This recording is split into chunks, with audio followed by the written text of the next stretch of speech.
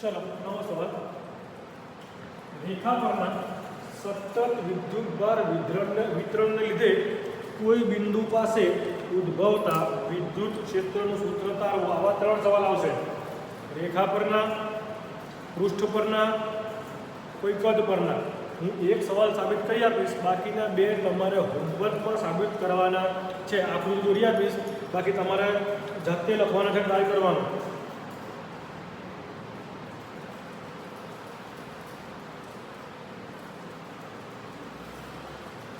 ધારો કે આપણી રેખા, આ રેખા ઉપર કોઈ આપણે સૂક્ષ્મ ખંડ વિચારીએ જેની લંબાઈ dl છે, સ્મોલ dl, જેની લંબાઈ dl છે, સ્થાન સદિશ r છે। ક્લિયર? આકૃતિમાં દર્શાવ્યા પ્રમાણે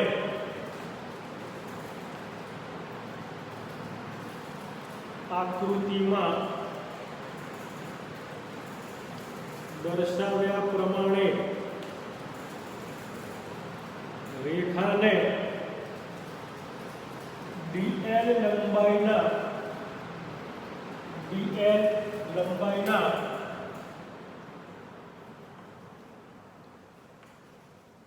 सूक्ष्म खंडो नी बनेली कल्पो आकृतिमां दर्शाव्या प्रमाणे आपणी रेखाने dl जेटली लंबाईना सूक्ष्म खंडोनी बनेली विचारो। तेनो स्थान सदिश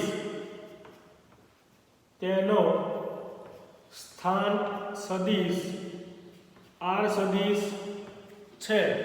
ध्यानथी तेनो स्थान सदिश r सदिश छे एने आपणे dl जेटला सूक्ष्म खंडोमां विचारी तेनी रेखीय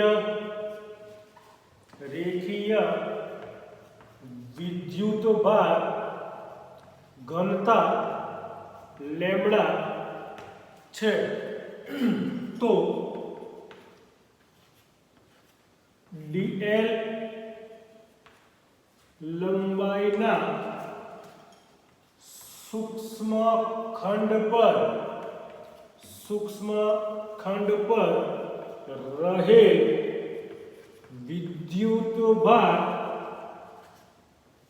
dq बराबर आकृति में दर्शाव्या प्रमाणे रेखा ने dl जेटली लंबाईनी बनेली कल्पो तेनो स्थान सदिश r सदिश छे, एनी रेखीय घनता लेमड़ा छे। तो dl लंबाईना सूक्ष्म खंड पर रहेल विद्युत भार dq बराबर, जो फरीथी जूનું सूत्र લખો તો सूत्र આવું હતું રેખા માટે, લેમડા બરાબર delta Q by delta L. Clear? अहींया मारे डेल्टा क्यू ना करता बनावो तो शुं लखाय? Delta Q is equal to lambda into delta L. सूत्र बने तो ए ज वस्तु થઈ ગઈ विद्युत भार dq is equal to lambda into dl। अहींया dl છે આપણે જોઈએ એટલે लेमडा इनटू dl, समीकरण नंबर 1। क्लियर? तो કે विद्युत भार dq is equal to lambda into dl। आगे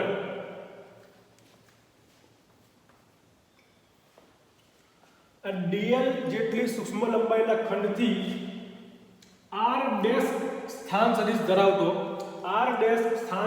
धरावतो कोई एक बिंदु p विचारो અને મારે p બિંદુ આગળ વિદ્યુત ક્ષેત્ર શોધવું છે।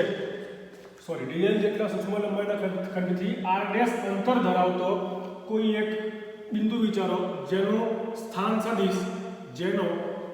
सदिश कैपिटल R होय। dl जेटला सूक्ष्म लंबाईना खंडथी dl सूक्ष्म खंडथी r डैश अंतरे बिंदु p विचारो जेनो स्थान सदिश कैपिटल R सदिश है। चलो dl સૂક્ષ્મખંડથી r ડેશ અંતરે કોઈ બિંદુ p વિચારો જેનો સ્થાન સદિશ કેપિટલ R ડેશ સદિશ છે. ધ્યાનથી હવે કેપિટલ R ડેશ સદિશ છે. ડેલ્ટા લેમ્બડા ડેલ્ટા એલ આપણે વિદ્યુતભાર લાયા કે લેમ્બડા ડેલ્ટા એલ જેટલો વિદ્યુતભાર આની ઉપર છે, તો કે લેમ્બડા ડેલ્ટા એલ વિદ્યુતભારના કારણે આપણને ખબર છે વિદ્યુત ક્ષેત્ર ઉત્પન્ન કરવું હોય તો વિદ્યુત ક્ષેત્ર માટે વિદ્યુતભાર હોવો જરૂરી છે. વિદ્યુતભાર કેટલો છે તો કે આ, તો કે લેમ્બડા ઇન્ટુ ડેલ્ટા એલ વિદ્યુતભારના કારણે પી બિંદુ આગળ ઉદ્ભવતું વિદ્યુત ક્ષેત્ર DE, જો બધું સ્મોલ લઉં છું DE DQ તો વિદ્યુત DL તો વિદ્યુત ક્ષેત્ર પર આપણે સ્મોલ જ લઈશું એટલે કે DE અથવા ડેલ્ટા E કોઈ પણ લઈ શકો, ચિંતા નહીં.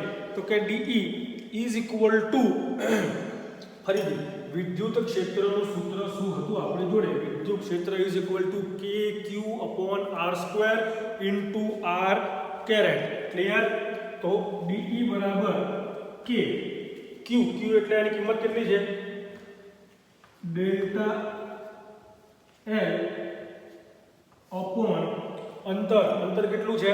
R ડેશ, તો કે R dash square into R dash caret. તો કે ડેલ્ટા લેમ્બડા DL વિદ્યુતભારના કારણે P બિંદુ આગળ ઉદ્ભવતું વિદ્યુત ક્ષેત્ર DE is equal to K into lambda into DL upon R dash square into R dash caret.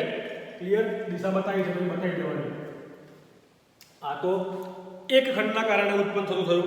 મારે કુલ શોધવું હોય તો આવા ઘણા બધા ખંડો હોય, ઘણા બધા ખંડોના કારણે આ પ્રમાણે મળશે. એટલે કે કુલ વિદ્યુત ક્ષેત્ર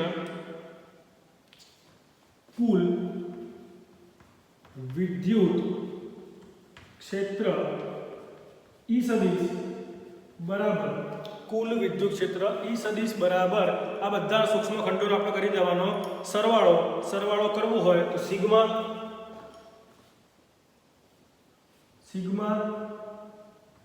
ડેલ્ટા L અથવા DL કંઈ પણ લખી શકો. DL ડેલ્ટા L એક જ શબ્દ છે. આપણે અગિયાર નોમ મળી કે ડેલ્ટા લખો D લખો કોઈ ફરક નથી. તો કે સિગ્મા ડેલ્ટા L કે lambda delta L upon R dash square into R dash caret. તો કુલ વિદ્યુત ક્ષેત્ર E બરાબર સિગ્મા કે lambda delta L upon R dash square into R dash caret. અથવા આ સમીકરણને સંકલન સ્વરૂપે લખવું હોય અલગ રીતે, તો કે આ સમીકરણને સંકલન સ્વરૂપે લખતા આનું અર્થ થાય સંકલન સ્વરૂપે લખવું હોય તો E બરાબર સિગ્માની જગ્યાએ સંકલનની નિશાની આવે, તો કે E બરાબર L કે lambda DL upon R dash square into R dash caret. E બરાબર કે lambda DL R dash square into R caret. અહીં મેં ડેલ્ટા કર્યું છે, અહીં ડી કર્યું છે. ડેલ્ટા ડીમાં કોઈ ફરક નથી. ફરીથી કહું છું એટલે ગોખવાનો પ્રયત્ન નહીં કરવાનો. ડેલ્ટા હોય કે ડી હોય ધેટ ઇઝ ઇક્વલ. ક્લિયર? આ મારું સમીકરણ આવી ગયું વિદ્યુત ક્ષેત્રનું P બિંદુ આગળ. રેખા માટે જો હું સવાલ બદલી નાખું, રેખાની જગ્યાએ શબ્દ બે ખાલી એટલો જ બદલું કે પૃષ્ઠ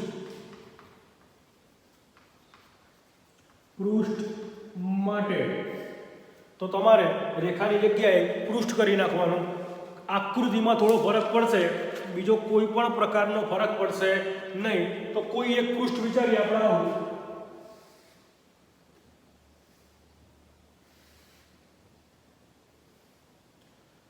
સૂક્ષ્મ ખંડોનું વિચારો.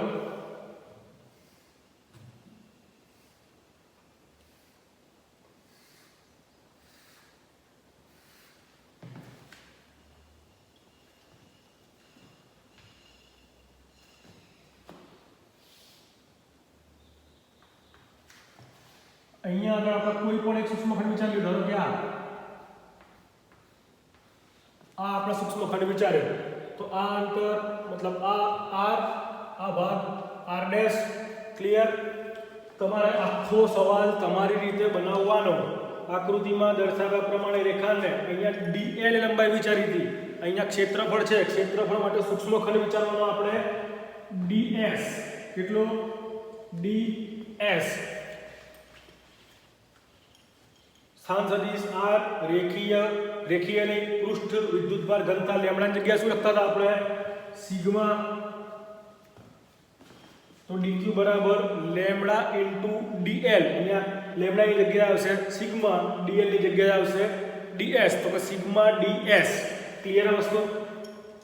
સેમ વસ્તુ લખતું જવાનું. સૂત્ર તમારે બદલવાનું. ખાલી લેમ્ડાની જગ્યાએ સિગ્મા આવશે, l ની જગ્યાએ s આવશે, રેખાની જગ્યાએ પૃષ્ઠ આવશે. જવાબ આનો આ જ રહેશે. ખાલી જવાબમાં ફરક શું પડશે? તો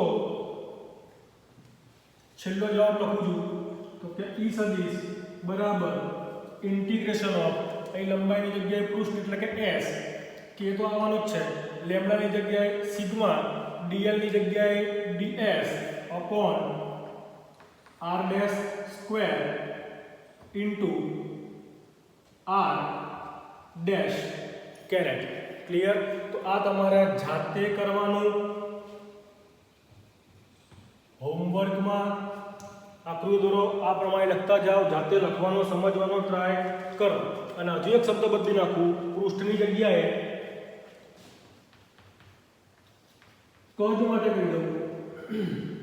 પૃષ્ઠની જગ્યાએ કદ માટે કહી દઉં તો કોઈ પણ કદ તમે વિચારી શકો, કોઈ પણ પ્રકારનું કદ તમે વિચારી શકો.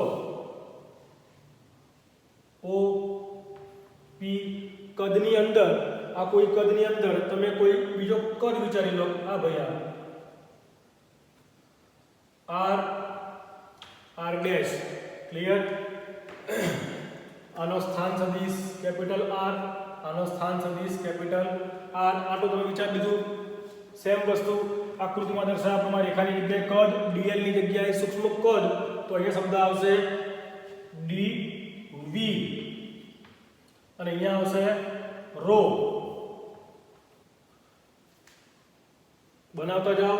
છેલ્લું સૂત્ર E સદિશ બરાબર ઇન્ટિગ્રેશન ઓફ v, લંબાઈનું l આવ્યું, ક્ષેત્રફળનું s આવ્યું, અહીંયા આગળ v કે rho dv upon r dash square into r dash caret. Clear? તો 3 સવાલ તમારા માટે થઈ ગયા. તમારે 3 સવાલ બનાવવાના. આ બંને જાતે કરવાના ઘરે હોમવર્કમાં. અને એકવાર નહીં, 5 વાર નહીં, 10 વાર વાંચો, 10 વાર લખો, ત્યારે ખબર પડશે. એટલું ઈઝી છે નહીં.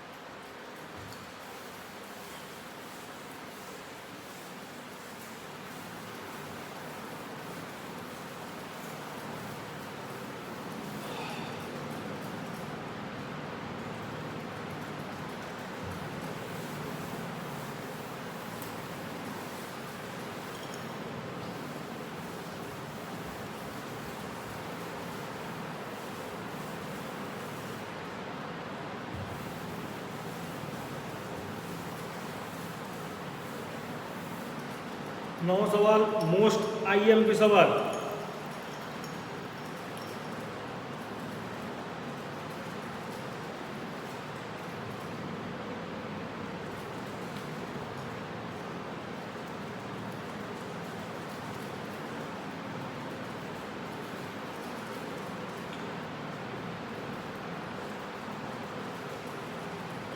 મોસ્ટ આઈએમપી સવાલ.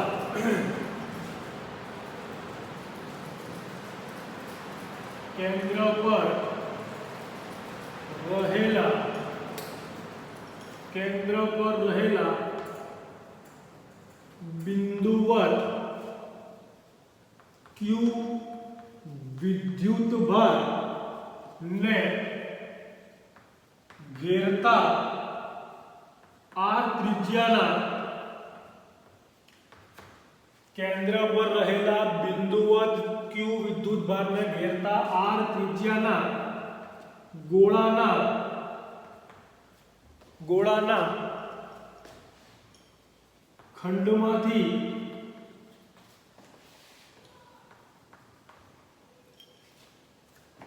પસાર થતા વિદ્યુત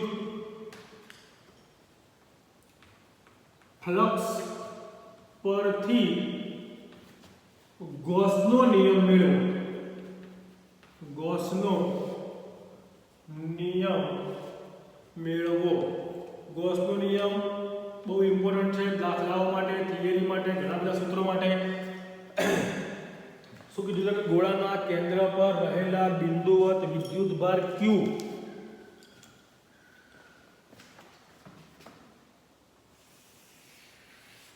ગોળો બિંદુવત વિદ્યુત ભાર q એને ઘેરતું r ત્રિજ્યાનો કોઈ ગોળો વિચારો. શું કીધું છે એમાંથી વિદ્યુત ફ્લક્સ એનો કોઈ ખંડ વિચારો, તો ગોળા માટે કોઈ ખંડ વિચારો. આ ગોળા આગળ ગોળાના આકારનો કોઈ સૂક્ષ્મ ખંડ વિચારો. ક્લિયર? ગોળાની આકારનો આપણે કોઈ એક ખંડ વિચાર્યો,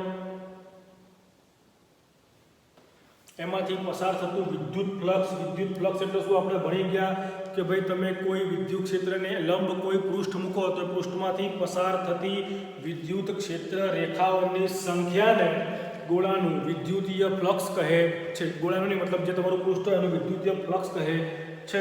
ક્લિયર? તો એમાંથી પસાર થતું વિદ્યુતીય ફ્લક્સ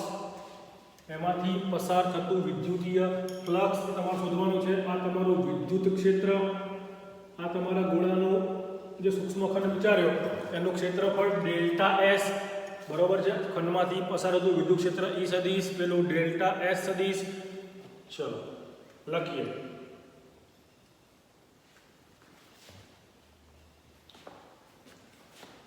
આકૃતિમાં દર્શાવ્યા પ્રમાણે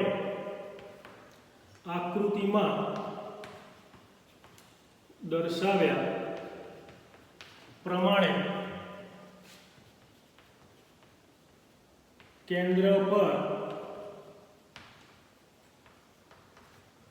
બિંદુવત વિદ્યુત ભાર q મૂકેલો છે. આકૃતિમાં દર્શાવ્યા પ્રમાણે ગોળાના કેન્દ્ર પર બિંદુવત વિદ્યુત ભાર q મૂકેલો છે. તેને ઘેરતા r ત્રિજ્યાના ગોળામાંથી માટે આપણા સૂક્ષ્મ ખંડ વિચારવાના છે. તો કે r ત્રિજ્યાના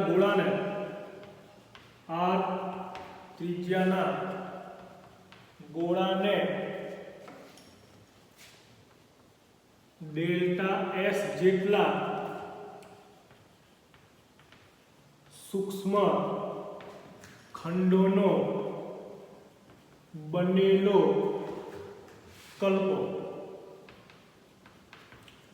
આકૃતિમાં દર્શાવ્યા પ્રમાણે કેન્દ્ર પર બિંદુવત વિદ્યુત ભાર q મૂકેલો છે. r ત્રિજ્યાના ગોળાને ડેલ્ટા s જેટલા સૂક્ષ્મ ખંડોનો બનેલો કલ્પો. હવે ધ્યાનથી ડેલ્ટા s જેટલા સૂક્ષ્મ ખંડમાંથી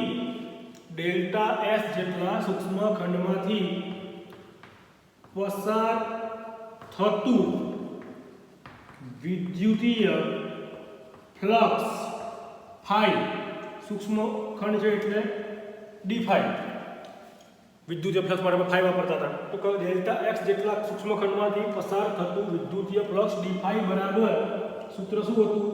E સદિશ ડોટ ડેલ્ટા એસ સદિશ. વિદ્યુતીય ફ્લક્સનો ટોપિક ખોલજો એકવાર અને વિદ્યુતીય ફ્લક્સનું સૂત્ર જોઈ લેજો. E સદિશ ડોટ ડેલ્ટા એસ સદિશ. ક્લિયર?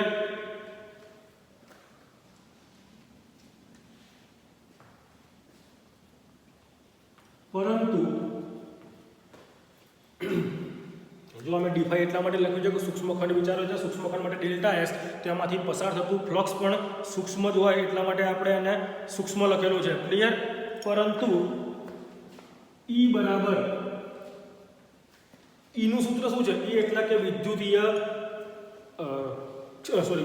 ક્ષેત્ર. વિદ્યુત ક્ષેત્રનું સૂત્ર શું છે? ઈ બરાબર કે ક્યુ અપોન અંતરનો વર્ગ. ક્લિયર? તો કે પરંતુ ઈ બરાબર k q upon r square.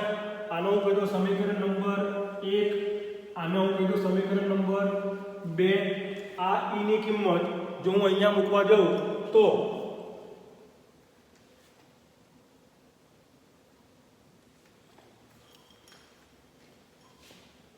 સમીકરણ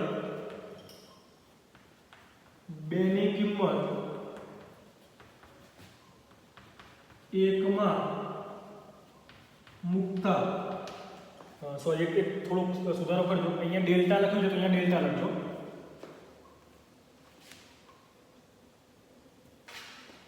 મૂકતા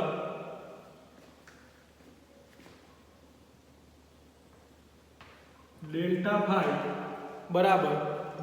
ફાઈ બરાબર ઈ ની જગ્યાએ k q upon r square delta S. ધ્યાન રાખજો ઉપર સદિશ હતું, સદિશ ક્યાં ગયું? તો મારે સદિશ દૂર કરવું હોય, બેની વચ્ચે ડોટ પ્રોડક્ટ હોય તો મારે લખવું પડે કે ક્યુ ડેલ્ટા એસ કોસ થીટા. મેં એક સ્ટેપ ડાયરેક્ટ ગપચાઈ માર્યું. અહીંયા બાકી લખી શકું, અહીંયા પણ લખી શકું. જો મારે ડાયરેક્ટ ના લખવું હોય તો ડેલ્ટા વાય બરાબર ઈ ડેલ્ટા એસ કોસ થીટા. બરોબર? અહીંયા મેં નથી લખ્યું, હું ભૂલી ગયો તો તમે ભૂલી જાવ, તમે અહીંયા પણ એવું કરી શકો. અને હું ના કરું ચલો તમને સિસ્ટમથી જ જવા દઈએ. Is equal to E delta S cos theta. ચલો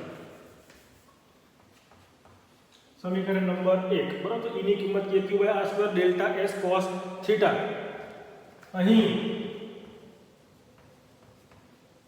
અહીં તમે જુઓ તો આ તમારો ડેલ્ટા એસ છે, એની દિશા આ જ છે. વિદ્યુત ક્ષેત્ર ઈ એની દિશા પણ આ જ છે. ઈ અને ડેલ્ટા એસ બંને એક જ દિશામાં છે. આપણે એના ખાસ કિસ્સામાં ભણી ગયા કે જો બંને એક જ દિશામાં હોય તો થીટા બરાબર 0, થીટા બરાબર 0 તો કોસ 0 બરાબર 1. એટલે કે અહીં ઈ અને ડેલ્ટા એસ એક જ દિશામાં હોવાથી થીટા બરાબર 0 એટલે કે cos 0 બરાબર 1. તો હવે હું cos 0 બરાબર 1 લખું કે ના લખું કોઈ ફરક નહીં પડતો. એટલે મારી જો સૂત્ર વધ્યું શું તો કે ડેલ્ટા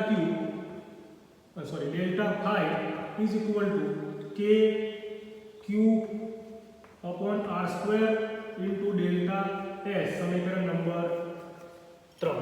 ક્લિયર? તો કે delta phi is equal to k q upon r square into delta S. આ તો આપણે એક જ સૂક્ષ્મખંડ લીધો. આવા તો કેટલા બધા સૂક્ષ્મખંડ હોય? તો કે બધા જ સૂક્ષ્મખંડોમાંથી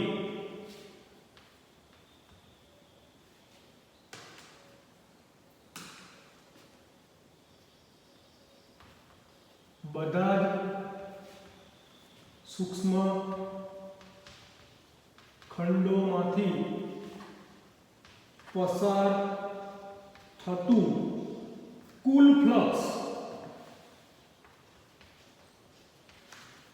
જો એક સૂક્ષ્મખંડમાંથી પસાર થતું એક ફ્લક્સ ડેલ્ટા ફાઈ હોય તો આવા તો કેટલા બધા સૂક્ષ્મખંડ આવશે? અહીંયા બધાની ત્રિજ્યા સરખી જ રહેવાની છે r. તો કે કુલ ફ્લક્સ ફાઈ બરાબર સિગ્મા ડેલ્ટા એસ, मतलब कि डेल्टा एस को सिग्मा इज इक्वल टू जो किंमत k q upon r square into delta S નો સરવાળો मतलब કે s1 s2 s3 s4 s5 અને બધા સૂક્ષ્મખંડોનો સરવાળો કરું તો મને મળે કુલ. એટલા ડેલ્ટા સિગ્મા તો હું દૂર કરું તો આવું લખાય ફાઈ બરાબર k q upon r square into S. કેમ એસ? તો કે કારણ સોરી ફોન આવી ગયો હતો, મને ખબર નથી ક્યાં સુધી તમે સાંભળ્યું, ક્યાં સુધી સાંભળ્યું. ફરીથી બોલું છું. ફાઈ બરાબર k q upon r square into S. S એટલે શું? ગોળાનું કુલ ક્ષેત્રફળ, આ ડેલ્ટા એસ એટલે સૂક્ષ્મખંડ, આવો સૂક્ષ્મખંડનું ક્ષેત્રફળ, આવો સૂક્ષ્મખંડનું ક્ષેત્રફળ, બાજુમાં ક્ષેત્રફળ, તો બધા સૂક્ષ્મખંડનો કુલ સરવાળો કરીશ તો મને ગોળાનું કુલ ક્ષેત્રફળ મળશે. એટલે કે sigma of delta S is equal two S બરાબર ગોળાનું કુલ ક્ષેત્રફળ, એટલે કે phi બરાબર kq/r² ઇન્ટુ એસ. ફોનના કારણે કદાચ તમે ના સાંભળ્યું હોય તો ધ્યાનમાં રાખજો. પરંતુ s બરાબર 4 પાઈ r² એટલે s એટલે ગોળાનું કુલ ક્ષેત્રફળ s બરાબર 4 પાઈ r². તો આ કિંમત આપણે અહીંયા મૂકી દઈએ તો કે phi is equal to kq/r² into 4 pi r². હજુ k ની કિંમત મૂકીએ, આપણને ખબર છે k ની કિંમત 1/4 પાઈ એપ્સિલોન 0 into q/r² into 4 પાઈ r². 4 પાઈ કટ, r² કટ, તો વધ્યું શું મળી જોડે કે phi બરાબર q/epsilon 0. phi બરાબર q/epsilon 0. આ સમીકરણ શું દર્શાવે? જો અહીંયા q છે અને એપ્સિલોન 0 છે, મતલબ કે સવાલમાં તમને કીધું છે કે r ત્રિજ્યાના ગોળો જે છે તો ગોળાની ત્રિજ્યા ગમે તે હોય એમાંથી પસાર થતું કુલ ફ્લક્સ phi એ ગોળાની ત્રિજ્યા પર આધારિત નથી. તમે જો સમીકરણમાં શું આવ્યું? phi બરાબર q/epsilon 0. તો અહીંયા આગળ કોઈ જગ્યાએ ગોળાની ત્રિજ્યા વાળું પદ આવતું નથી, જે દર્શાવે